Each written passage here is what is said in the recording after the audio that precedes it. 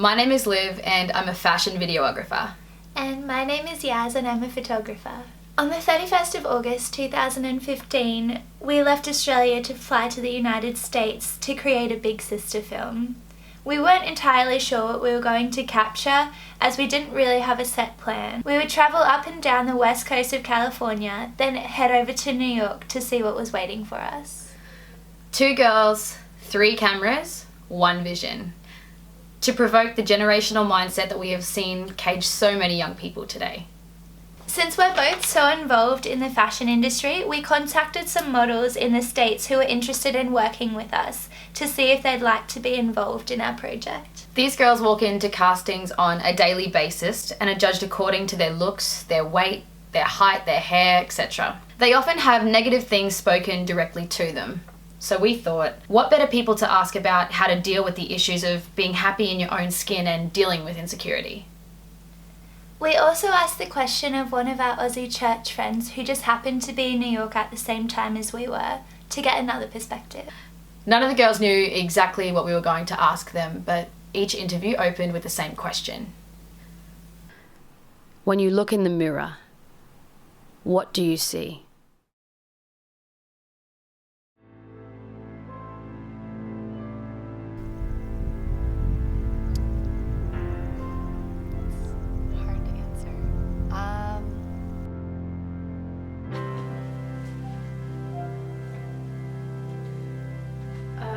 You asked the hard ones. Really hard question to answer like that. I'd like to say someone who's really strong and independent, but I'm not. I actually struggled with this a lot in the past. I have come to realize that when I look in the mirror, I see that I'm beautiful. You stand in front of the mirror, you tell yourself that you're fine and that you're this and that you're that. And you're beautiful and you're smart and you're intelligent, but then when someone actually asks you as a person and you have a conversation, it can be actually really confronting and really just forces you to just take a snapshot and go, what do I actually see? We asked these girls about their stories and what advice they would give to help others, or say, their little sisters. We've called this project Mirror Mirror. We hope these stories open up your world just as much as it did ours. Welcome to our perspective.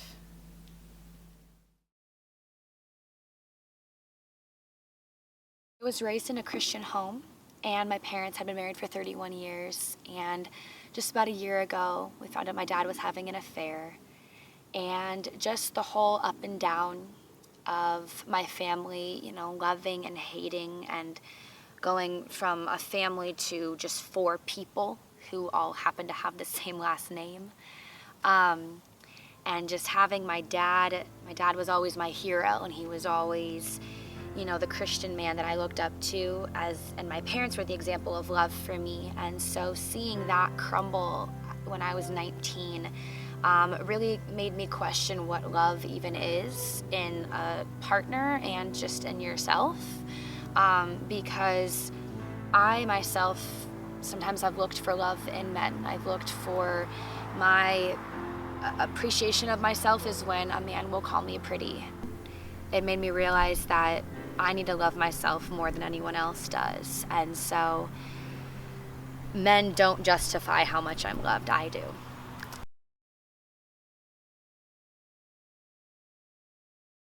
I think that obviously it is important in the modeling industry to look a certain way. We do have to think about our bodies a lot and what we're doing, but I noticed once I started doing that a lot, once someone made it apparent to me that I needed to be worrying about my size or thinking about my size, I started thinking about it a lot, and I made myself crazy about it. I would just think I can't eat that, I can't do that, I can't go there because then I'm gonna want to eat this candy, or I can't do that. And then it upset me so much. I would just sit in bed thinking I wish I could go eat this, or I just should have done that. So then I finally just decided I can't care about that much. It is important to exercise, and it is important to eat healthy foods just in your life overall, but why are you gonna stop from going out and like having ice cream or going out and getting candy with your boyfriend. You never know like what's gonna happen. Maybe one day you won't be able to eat again. Like my dad, how he has a feeding tube, like if that ever happened to me, I'd probably look back at like, sorry, yeah. Honestly, I would just hate to think one day that I missed out on things in my life that I really liked and that I should have done because someone else told me that I shouldn't have. Like if you, even without food, if there's something that you really love and you want to do, you shouldn't let anyone tell you that you shouldn't do it or you can't do it. If it's something you want to do and you like to do, you need to do it because you honestly have no idea what the future holds. The next day took us to Venice Beach. We shot most of the morning with many different models, and our last shoot of the day was with Marissa McGlynn. Because of the hustle and bustle on the streets of Venice Beach, the only suitable place was to shoot in the car. And you look at yourself in the mirror, what do you see? I see a teenage girl with curly hair that's really tall, and that's just kind of trying to figure out who she is, but is just really happy. I think you just have to remember that at the end of the day, you're going to be happiest if you stay true to yourself, and you just sometimes you can't always do what seems like the polite thing. You just have to be honest with them and stuff. And I shouldn't like try to conform to what people want, because then you kind of sacrifice yourself. Like if you make like one sacrifice, before you know it, it can lead to like a bunch, and then you don't really recognize yourself, and it feels unnatural, and then you're not going off of your own instincts, you're going off of what other people want to see and what they want to hear from you and stuff. No one really asks those questions and stuff, so it's interesting for me to think about them. So it's kind of nice. It's like a reflection on my own. Then we ventured to San Diego to meet with Lauren and Rachel. When I see myself in the mirror, in a way I'm the same compared to a lot of girls. You know, I can sit in the mirror and kind of, you know, pick out what flaws I have, or just kind of say, you know, I'm insecure about myself. But I would say on the other kind of spectrum, I'm a lot different in the sense of knowing who I come from and how I was created by God. And you kind of have to remind yourself that you were created like in a perfect image of God. And I think that's kind of what sets me apart from knowing that I have insecurities, but then also knowing like I can also turn that around and just totally know that I'm living in this world, but I'm not, you know, of it, and kind of telling myself that it's okay to, you know, think one way about yourself, but then to know in your mind and like just who you are, that you were created like this for a reason. And I've definitely myself struggled with not knowing who I am or where I'm going. So I would say to a girl specifically, or just anyone in my life who has that question, to kind of wrap your head around the fact that God knows exactly how your life is going to plan out, and all of the obstacles that He has put in your walk with God and your life have been there for a reason. And I would say it's okay to not know who exactly you are, but to know it's definitely important to know where you're rooted, and you can root yourself in God, even if you don't know exactly who you are or what God wants you to do with your life. You know, I'm here as a model in a worldly area with people who don't know God because of Him. I'm not always happy with like maybe how I look or how I'm like that day, but I know that I am like a child of God, and that I'm made specifically for this earth, and that I'm made for a reason. But sometimes it's hard to get up in the morning and like think about that every day instead of, you know, feeling insecure certain days, and it's a hard question.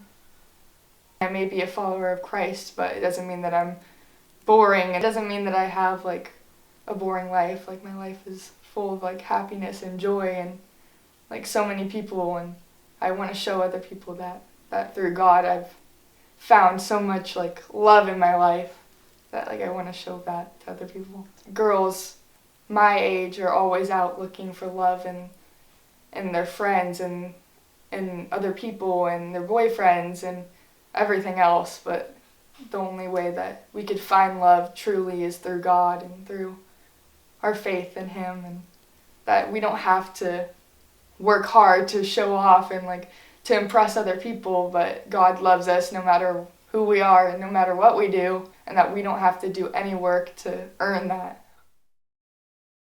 Then it was back to Orange County to shoot with Natty in Costa Mesa. I think I used to just look at my flaws whenever I looked in the mirror, and I think lately, like, God's really shown me, like, when I look in the mirror, like, I see His daughter, and, like, I see His masterpiece that He's made, and so that's what I see when I look in the mirror now. I don't see the flaws and, like, the mistakes that I made or anything. I just see, like, His daughter, like, His prized possession. Girls my age, I think this age is already difficult enough. You're going through, like, a lot and trying to find yourself. I think I struggled with, like, attention from guys and, like, wanting guys in my life and, like, a boyfriend and everything, which I think is a common struggle.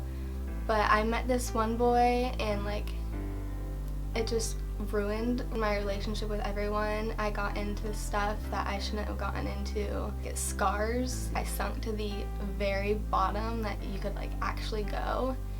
And it was just, like, heartbreaking for my family and, like, heartbreaking for me. And I know, like, it broke God's heart to see His daughter, like, fall so deep down. And it's still, like, so hard for me. But, like, 2 months after is when I was just in church, and they're like, if you have something on your heart, if you have something you're holding, like, grab your hands in a fist and then, like, think about what it is. Like, think about the burden that you have on your shoulders, like, of guilt or anything, and then just, like, flip them over and let it all go. And I did that, and I just, like, I fell to my knees, and I was just, like, in awe, because that's when I realized, like, God still loves me after I made all those mistakes.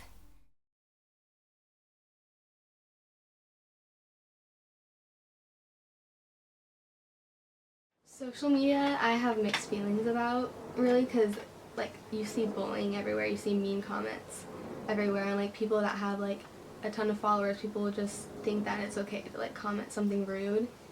And the way that social media has progressed, it's just, I think it's getting worse and worse, because you think that it's, like, people are thinking it's okay to bully people just because they're behind a screen. And it's, like, the fact that you're hiding behind a screen saying this to someone, like, it kind of makes me hurt for them, because I'm like, there's so much better things. Like, I think rejection happens to everyone, everywhere, all the time, no matter if you're a model or not. But being a model, you walk into a room for castings, especially, like, auditions, and you have a table of people sitting there pointing out, okay, wait, no, I don't like her hair, no, I don't like her height, her legs are a little bit too big for me, and just pointing out all these different things, and then you, like, don't get a call, you get rejected, and that's extremely difficult and something that, like, all models have to deal with. And I think I just deal with it by, like, kind of just being like, okay, God, then if they want to reject me in that way, then that wasn't for me. That's not what you have planned for me. Like, I'll wait for another opportunity where maybe people can see the light in me and not just, like, my outer appearance. They can see what's really on the inside. And so I just think of it as, like, that. Like, I want to wait for the opportunity where people can see it in me. And so it's hard in the industry with rejection and being judged. It's extremely difficult, but you get that in everyday life. You go out to have breakfast and you have people sitting at tables watching you and judging you. So it's in everyday life that you're getting judged. Social media, I think, is definitely assists that portrayal of having it all together, and it's very easy to choose what photos go up, what angle looks good, what caption to make you sound great, to make you sound spiritual, to make you sound in the know. It's very selective, and I think there's a real danger in that. with social media, because it's essentially it is you, but it's the you that you want people to see. It's not the real you. It's not the raw, as I said before, like behind closed doors. That's not what you want people to see. Everybody's like that. The image that you see as an individual in the mirror is completely different to what everybody else sees, because you see the inside of yourself as well. And you see all the thoughts, you see all the emotions, you see what happens behind closed doors, you see, the really raw moments that it's very easy to put on a facade.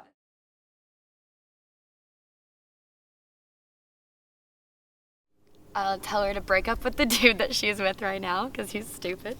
I would tell her to eat whatever you want, because when you're 18, it's going to start showing. I would tell her to not care what anyone thinks, because I was always bullied so much when I was younger, and it really messed with my head. So you have to have a strong sense of who you are. You have to know your values and what you stand for, what you believe in, so then that can't be torn down by other people or rejection or anything. You just always have that strong core. I realize, like, those people don't know me. If they're saying these things about me, they don't know what I'm truly like. I'm gonna stop doing what I love because there are some bad things in it, because then I wouldn't do anything. There's always bad things in life, and if you let those like knock you out, then you're never gonna do what you want to do. tell myself when I was 15, you're worth it, and please don't give up. I've always loved the verse, Jeremiah 29:11. Just God has a plan for you, and He knows the way of your life.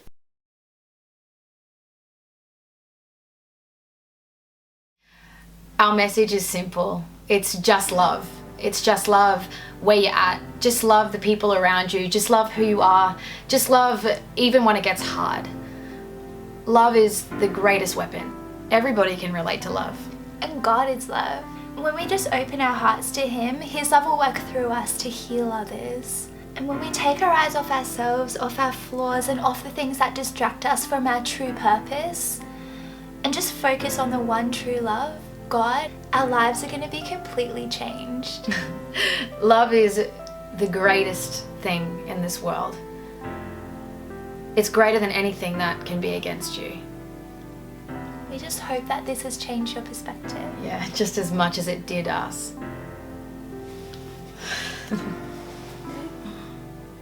Last question.